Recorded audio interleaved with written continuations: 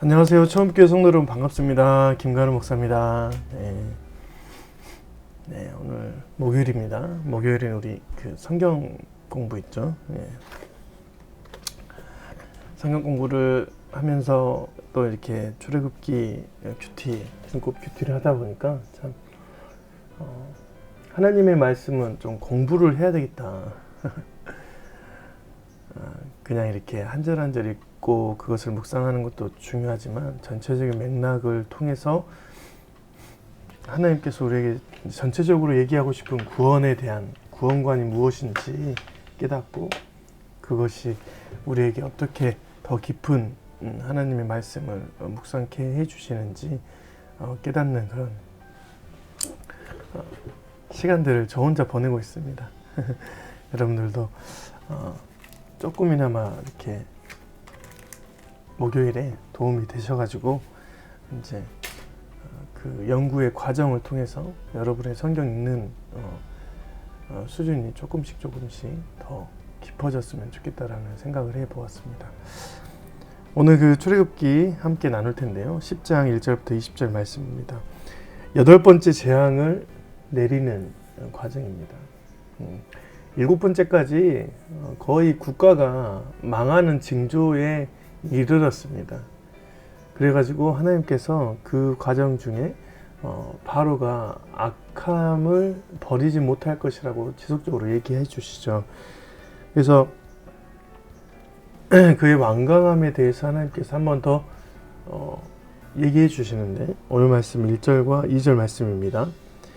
여호와께서 모세에게 이르시되 바로에게로 들어가라. 내가 그의 마음과 그의 신하들의 마음을 완강하게 함은 나의 표징을 그들 중에 보이기 위함이며 내가 애굽에서 행한 일들 곧 내가 그들 가운데 행한 표징을 내 아들과 내 자손의 귀에 전하기 위함이라. 너희는 내가 여호와인 줄 알라. 했습니다. 지금 징계는 애굽 백성들한테 내리고 있습니다. 그리고 애굽 백성들이 하나님 앞에 징계를 받을 때 실은 이제 대상자인 애굽 사람들이 변화가 되어야 되는데 오히려 어제 말씀도 그랬죠. 그와 그의 신하들 또한 그의 백성들이 똑같다라고 얘기했습니다. 그런 과정 중에 우리가 이제 생각해 보면 하나님께서 주시는 그런 징계를 받는 자들이 더욱더 큰 깨달음이 있어야 되는데 그들의 마음에 완강함이 남아있죠. 근데 하나님께서는 그들에게 완강하게 해주신 것은 하나님께서 주실 그 표징을 보여주시기 위해서이다. 첫 번째 이러고 두 번째는 이렇게 행한 표징은 내 아들과 내 자손의 귀에 전하기 위함이라. 그리고 너희가 내가 여호와인 줄 알게 될 것이다 라고 얘기를 하는 것입니다. 그러니까 하나님께서 지금 이렇게 애굽을 향해서 이제 말씀하시고 또 징계를 내리시고 그들에게 하나님에 대한 표징을 보여주시는 것은 애굽을 향한 목적이 아니라 이스라엘 백성들을 향한 메시지이다 라고 얘기를 합니다. 하나님의 징계가 일어났을 때 하나님께서 주신 메시지가 일어났을 때 하나님의 영광이 일어났을 때에는 그것을 체험한 사람들의 모두의 것이 아니죠. 그래서 여러분 우리가 하나님께서 주시는 그 언약 백성으로 살아가는 것이 굉장히 중요합니다. 하나님의 말씀 안에 거하고 그 말씀으로 우리의 구원과 삶이 인도되어지는 그런 백성들이 바로 언약 백성인데 그 언약 백성들을 향해서 하나님께서 모든 것을 초점 맞춰서 이끌어 가신다라고 얘기를 하는 것이죠. 내 아들과 내 자손의 귀에 전하고 그것이 너희가 이스라엘 백성들이 여호와인 줄 알게 되는 과정이 하나님 앞에는 더 중요한 것이죠. 그로 인해서 하나님께서 우리에게 말씀해 주시는 과정을 우리가 잘 묵상해야 됩니다. 여러분, 하나님의 징계가 온 세상에 퍼진다고 해서 온 세상이 변하지 않습니다. 변하는 것은 하나님의 말씀이 거하는 곳이 변하는 것입니다. 하나님께서는 이 땅을 창조하실 때 하나님의 질서 안에서 벗어나면 그것이 하나님의 질서에서 벗어난 자체가 징계라고 말씀하셔서 그 벗어난 자체에서 일어나는 일들, 징계, 저주, 재난, 고난, 이 모든 것들은 하나님의 섭리 안에 있는 것입니다. 근데 그들이 구원받고 회복되는 과정은 반드시 하나님의 말씀, 언약 안에 있는 사람들이 있는 것이죠. 그래서 우리가 하나님의 말씀을 받는 것 자체가 굉장히 귀한 일인 것이죠.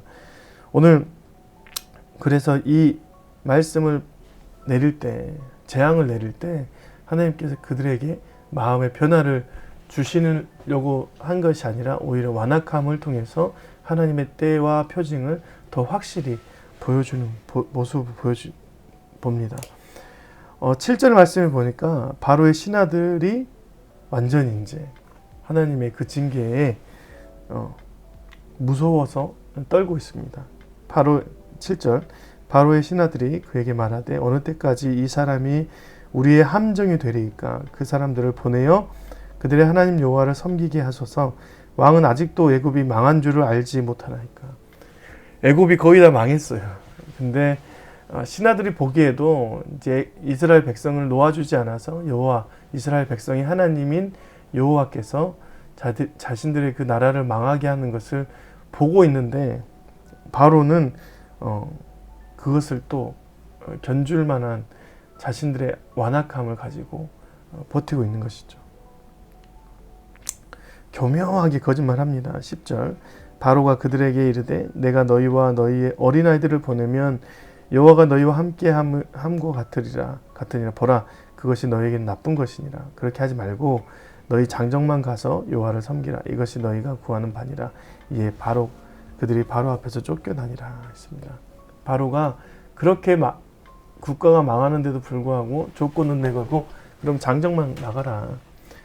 너희들의 아이들은 놔둬라. 노예로 삼겠다라고 얘기를 하죠. 그래서 동풍에서 불고 온 메뚜기가 온 땅에 있는 이제 그 전에 돌림병과 우박으로 자라난 모든 씨앗들은 채소들은 다 끝났잖아요. 이제는 이제 메뚜기를 통해서 완전히 멸절시키는 과정을 보여줍니다. 그래서 바로가 결국에는 그 안에서 또 하나님 앞에 잘못했다고 이제 용서를 구하죠. 16절 바로가 모세와 아론을 깊이 불러 이르되 내가 너희의 하나님 여호와와 너희에게 죄를 지었으니 바라건대 이번만 나의 죄를 용서하고 너희의 하나님 여호와께 구하여 이 죽음만을 내게서 떠나게 하라. 그가 바로에게서 나가서 여호와께 구하매 회복되는 것이죠. 그런데 아직도 마지막 절 그러나 여호와께서 바로의 마음을 완악하게 하셨으므로 이스라엘 자손을 보내지 아니하였다. 바로의 완악함은 여호와의 계획 중에 하나였습니다. 실은 바로가 여호와의 백성과 여호와를 가지고 논 것처럼 보이지만 하나님께서는 자신의 이런 과정 중에서도 자신의 계획하심을 모두 다 행하시는 분이십니다. 하나님이 그러신 분이시죠. 아무리 우리가 날뛰고 여호와 앞에 이제 여호와의 그 영광을 가리거나 이제 속이려고 해도 하나님 그것을 통해서 다시금 일으키시고 그 과정이 정말 하나님의 영광으로 드러내는 과정이 되는 것입니다. 하나님 앞에 절대 거짓말하고 이제 잘못된 삶으로 나아가지 않기를 바랍니다. 하나님 다 보고 계시고 그 가운데 우리의 삶을 이렇게 올바른 길로 잡아가기 위해서 우리에게 큰 징계를 내릴 때도 있습니다. 그때 우리가 하나님의 말씀에 회복되기 위해서는 반드시 말씀을 갖고 언약 백성으로 살아가야 되는 것이죠. 오늘도 이 말씀을 가지고 여러분들과 제가 힘을 내고 하나님의 언약 백성으로 구원으로 나아가는 하루하루가 되기를 주님의 이름으로 축원드립니다. 안녕히 계세요. 오늘 저녁에 뵙겠습니다. 네. 공관복음과 요한복음의 특징을 서로 구분해서 함께 나누는 시간 갖도록 하겠습니다. 네, 내일 뵙겠습니다. 안녕히 계세요.